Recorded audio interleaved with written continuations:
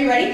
You guys are like not responding to me. It's like it's TV. Are you ready? Yeah! All right, on the count of 3, I want everybody to turn to the person to their right and shake their hand. You ready? 1, 2, 3. Okay, let's go. Now I'm going to do a little mind reading. I need a nerd, a grownish nerd. Let's see, do we have any teachers here? What, you think teachers are nerds? Oh, him! What's your name, sir? Douglas, come on down. Douglas, have we met before? I'm going to do some mind control with you. Follow along. Hold this like this. This is actually a hydrogen atom, but it's very interesting. Look, you have science, you have math, and you have technology. Yes. Now follow along and do as I do. Put them together and what do you get? Yes.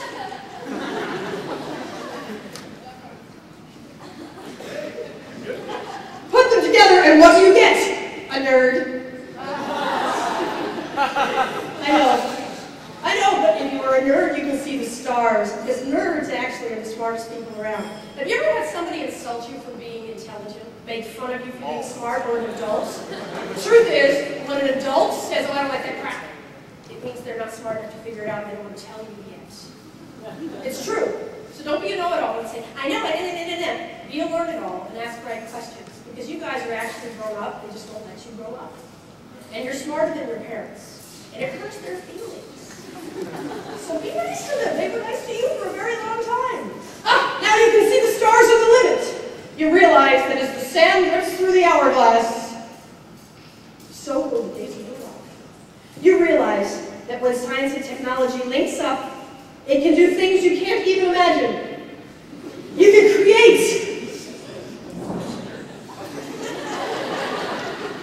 He's trying. A new kind of consciousness.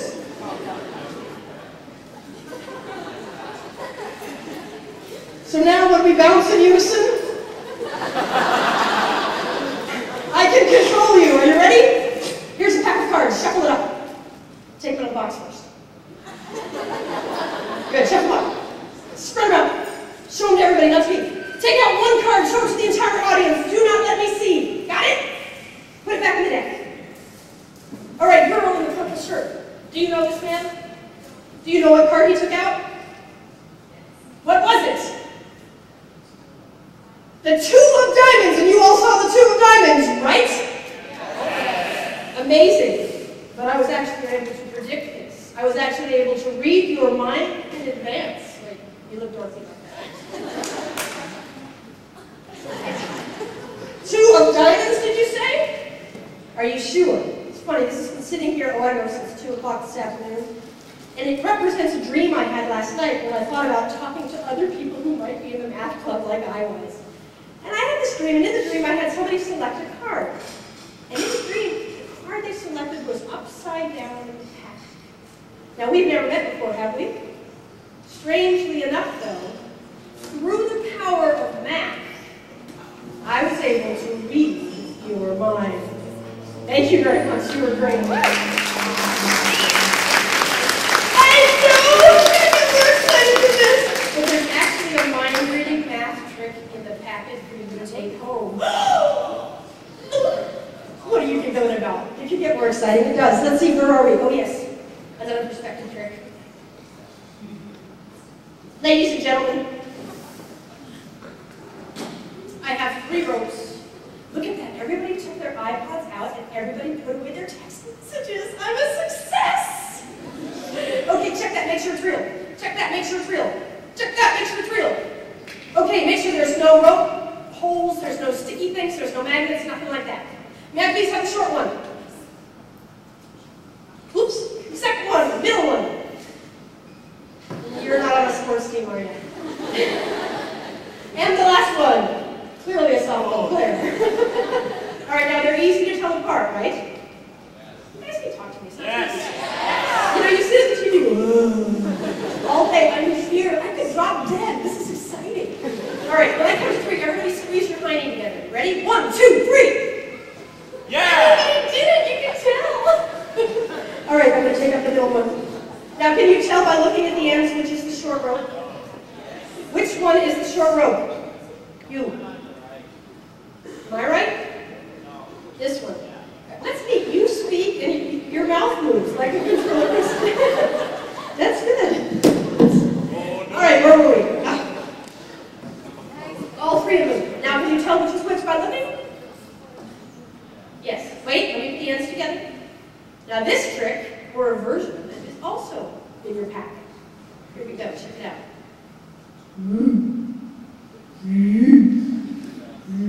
Just remember, I was an absolute nerd in high school. I rode a moped in a clown suit most of my high school career. I didn't get kissed till my 20s. Okay, 17. But still, doesn't it look as if one is about the same size as the next? Which is about the same size as the moon. But they're not. It's only an optical illusion. If I put the ends together like this, you can see that there's one short, one medium, and one long.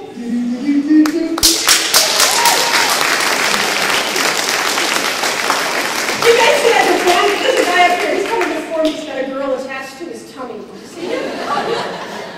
Did you guys be born that way? No. It's a choice. I see. Okay, where were we? Oh, yes.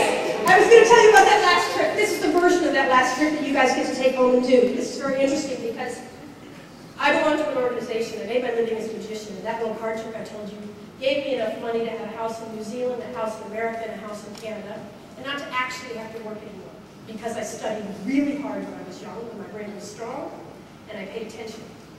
Do it now. You guys can find your way when you're 40, or you can find your way when you're 16. Do it now. Be smart. Pay attention. Ignore anyone who tells you you can't do it. Given that's the case, I now work for an organization called KAST. I go to places like Africa, and I do magic shows. And in Africa, they believe I'm a witch. And I make the coin disappear, and I say, I made the coin disappear. That's magic. Now, if you don't leave your pork meat in the sun, I will give you a magic spell so you won't get sick. Because a lot of people in traditional cultures have ideas that cause suffering, and they don't know it, and it won't change their mind. So I go in and do a magic show to slightly change their culture. So I need your help. I'm giving each one of you a puzzle like this, and I'd like you to be inventive. Here's my puzzle.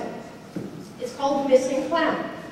And if you look, you can see how many clowns are there. Shall we count them from the beginning? 1, 2, 3, 4, 5, 6, 7, 8. 1, 2, 3, 4, 5, 6, 7, 8, 9, 10, 11, 12, 13, 14. You see them all? All 14? Check it out. Strangely enough, if you move them like this, and line it up so you can see. Shall count them again. Oops. 1, 2, 3, 4, 5, 6, 7, 8, 9, 10, 11, 12, 13. See them? The missing clown. I know your point. Now I've given you 3 examples of this trick. This is called a geometrical vanish. It's on a piece of paper that you take when you leave. I need to redesign this trick so that it tells a story. What you get is 12 bunnies. One of them disappears and turns into a porcupine. Or 5 men with 5 boxes, and suddenly one of the boxes turns into a man. Those pictures I'd like to be redrawn to create an idea that conveys a message to reduce human suffering or helps make the earth a better place. The contest is judged in January by the board of directors. The winner gets $100. If you're interested, make sure when you leave you send an email to my website. Okay, where were we? That was the exciting opportunity part. Now I'm going to go much farther. How many of you guys party? All right, so here's the problem, dudes.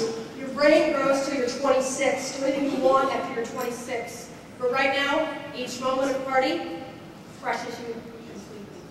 It's true. I know it's hard not to, but the truth is, it's like pouring gasoline on your garden. Once you're 26, you're no good anymore. You start to rot.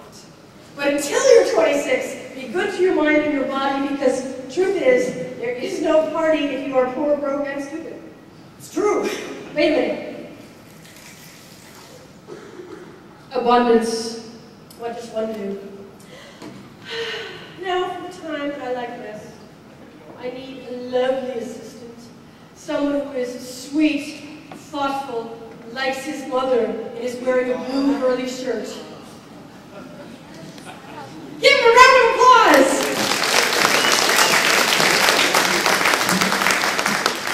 Hi. Face the audience.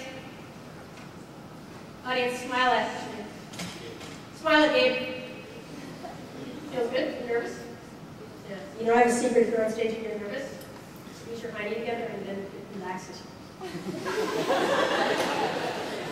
Ready? Go. No, it doesn't even show on your face. You're good. It's true, you guys are laughing now, but you're going to be giving a speech someday. And there you'll be. Here. Your job is easy, okay? I take the green ball like this. You take the green ball and hold it really tight like this. Like that. Ready? Go. Whoop, whoop, whoop. Whoop, whoop, whoop. Whoop, whoop, whoop. Now a little wiggle. Oh, you are in the math club. You dance like a math boy. You'll get better, we all do. Ready? He's going to be so handsome when he's 40. I'm sorry, where was I? Did you feel that? Over slow.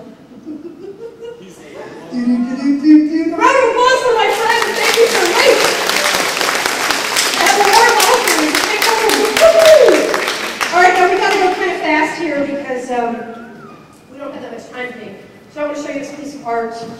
It's real art. And we're going to be a little bit of like number 7. This has no, no strings.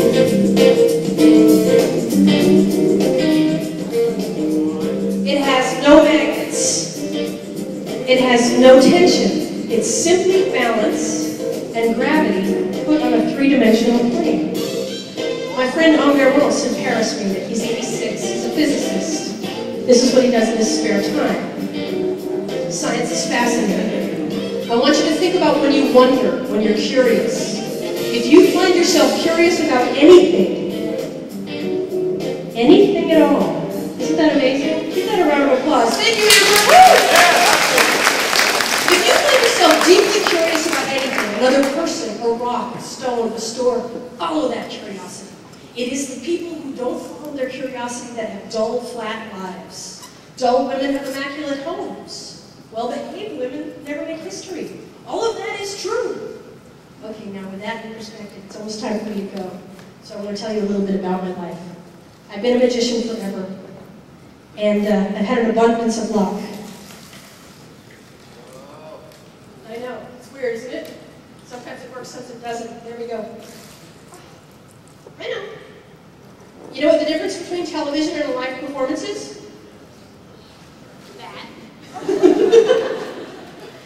Anyway, you guys are going to do a lot with your lives, and there's a few things I wanted to make sure I told you for today, because I'm such a nerd.